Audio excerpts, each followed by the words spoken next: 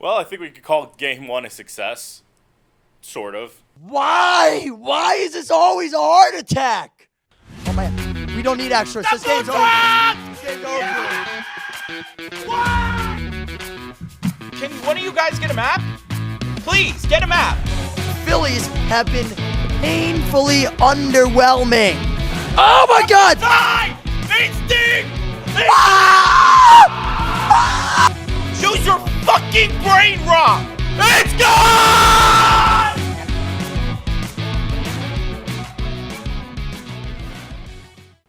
Well, folks, for the first time of what'll hopefully be like 60-ish games, it probably won't be. It'll probably be like 40.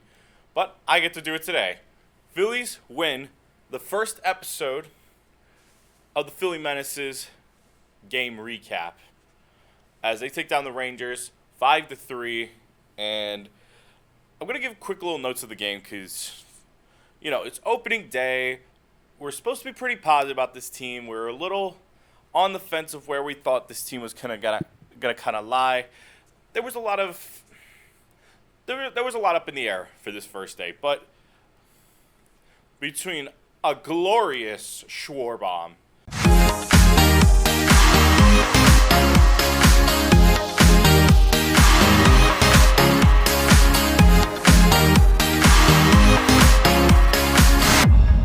I mean, who doesn't love a Schwarbomb, especially when it happens as soon as the first inning, literally Trey beats out infield single, and then Schwarber sends one the opposite way. I mean, that's just beautiful. I mean, absolute cinema.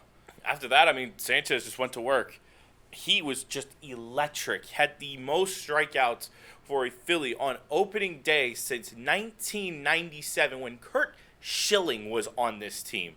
That's a long time. It's almost 30 years. It essentially is 30 years. And Sanchez went and dealt through the first, second, third, fourth, fifth, and sixth inning. I mean, he made it as easy as you could have asked for a team that desperately needed to go and have a good day. I mean, he didn't walk anybody. He gave up 3 hits. And, he was just nothing short of electric. Where I think it gets interesting is the fact that Eovaldi, well, not great. I think a lot of it was kind of based around the fact that he gave up 2 bad moments, which was the Schwarber bomb, and then ultimately the thing that knocked him out in the 5th inning. 2 guys get on, 2 outs, and Alec Boehm hits a clutch home run the opposite way as well, in which it's now 5-0. Out goes Eovaldi, and the Rangers were pretty much just trying to do anything they can. Jalen Beeks, Tyler Alexander, and then Carter Baumler would get the Rangers through the rest of the day. But Philly was able to hold strong for the most part. Jonathan Bolin comes in the 7th, and he almost gives up a home run. That ball was about a few inches away, and if that ball was hit in May or June, that ball is gone, and we're crashing out about Jonathan Bolin. But it didn't leave, and that's what's important to note. Zach Pop, actually, as much as I was not happy to see this guy here, he actually pitched a pretty good 8th inning, all things considered.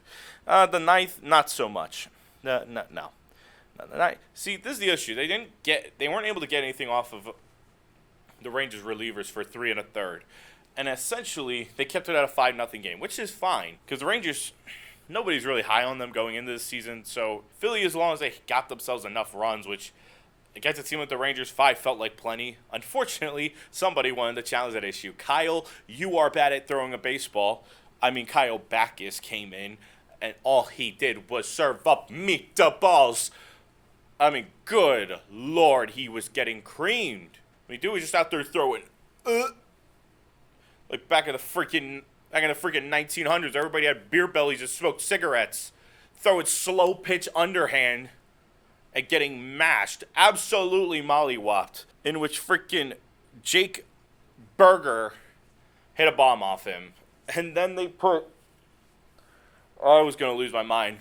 Yeah, I was going to lose my mind. They were playing so bad. But overall, Durant comes in and gets a save. And I saw this from Talking Baseball, in which Durant was the first ever Philly to get a save on opening day. Folks, even if you discredit everything before a save was put in place, and I think a save was put in place in the early 1970s, Folks, we're talking 50 to 55 years. No Philly has gotten a save on opening day since Duran. I know it's a joke of like another quote I saw from like John Boy Media today on stats that exist that don't matter. But even still, it's like, really? We couldn't get one save? Yeah, I don't know. But congrats to Duran. He stopped the fire, which Backus was easily making, and saved them. I swear to God, he better not be there. When the minute Max Lazaro, Ryan Kerkerig come off the IL, he better be on the first bus back to Lehigh. I swear to God, he was so bad. But outside of that, I mean, the positives were there. I know they didn't get a ton of runs. I mean, I know they only got runs off 2 swings, but they were pretty big runs as a whole. And honestly, on the videos I make, I'm going to do this thing called Stars of the Game. I think it's similar to kind of like how the Penguins do it. But the first star I'm going to give is going to go to Alec Boehm. Without that 3-run home run, we don't have that. We don't push the lead further. They probably don't go to the back end of their relievers, but it was nice to get a 5-0 cushion, and he was a big reason for that. The second star I want to give, I know he's not going to get a lot of credit for how they played. He only had 1 run. He didn't steal a base, and he didn't have like a real highlight play. But I'm giving the second star to Justin Crawford. Crawford was electric. I mean, he got 2 hits. His dad was there. Carl Crawford, baseball legend. If you remember, if you were growing up when I was, you loved watching Carl Crawford. Unless you're a Red Sox fan, sorry, Will, and JP. But I mean, Justin was great. I mean, he was taking solid at bats. He didn't have the best at bat with the bases loaded, but he was taking solid at bats. He got himself 2 hits. He was making a lot of contact. He wasn't striking out. He looked good, and that was a key thing to see on a rookie debut, especially since there's been a lot of controversy of him being in the lineup and Bader not being in there. You would, like anyone who know, watched your season preview. There was a lot of me and Jack had a long talk about the fact that there was a lot of Philly fans, both of us kind of being included, of not happy that we didn't re-sign Bader, and a little worried that Crawford wasn't going to fill the gap. And I mean, for a first game, he did great. So, props to him. And the first and the third star for the most valuable player, essentially, of the day. I was very close. Like, an honorable mention is going to go to Duran because he's had to save us at the last minute, but it didn't need to get to that point if Kyle Backus could throw a baseball. But first star is going to Chris Sanchez. I mean, he was just unreal. Unreal. There's nothing short of dominance. He threw 85 pitches. Or I think it was 87. He threw 87 pitches. 59 of them were strikes, and he struck out 10 batters. He struck out 10. 10, like the number on my hand, 10. He struck out 10 of them in 6 innings, and he could have easily gone one more inning. And I know in the summer he will go one more inning when they need bigger outings down the stretch.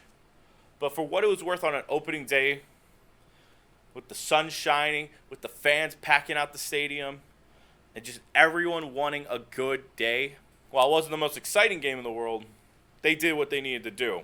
Now tomorrow, or well, it might be today when the video comes out, Phillies are taking on DeGrom with Nola on the mound. I'm a little scared that that's not going to end well, but we will see. Nola's going to desperately have to show up for that next game, and there's a lot of talk of Nola, he has to step up down the stretch. They gave him this big contract. This year is probably Zach Wheeler's final ever season for the Phillies, let alone pitching as a whole. And there's going to be a lot of talk of Nola's got to step up, especially when he just hasn't at points this season. This is a do-or-die moment for Nola's career. He has to show that he could still lead us to be a valuable 2 or 3 in the rotation, especially with how much money they're giving him. You can't fall short. So, gonna leave it pretty simple there. I mean, for overall, they did what they needed to do. It was nothing crazy. I didn't really have any good jokes or puns for this because it was kind of as uneventful as it gets. Like as uneventful as sitting through like a 10-minute cutscene in a video game or something like that, or like an opening cutscene in a video game sometimes. But as a whole, I mean, they do what they needed to do. They got to win, and I'm really happy for this team. They have a chance to make this now 2-0 and take their first series of the year against a team that they hopefully should be able to do. And if not, they battle back on Sunday for a duel against lefties, Jesus Luzardo versus Mackenzie Gore.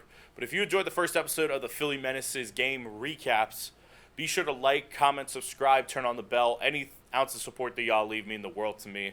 And Jack, because this is a wild project we're getting started with, and I'm having a blast so far through it. So with that out of the way, take care.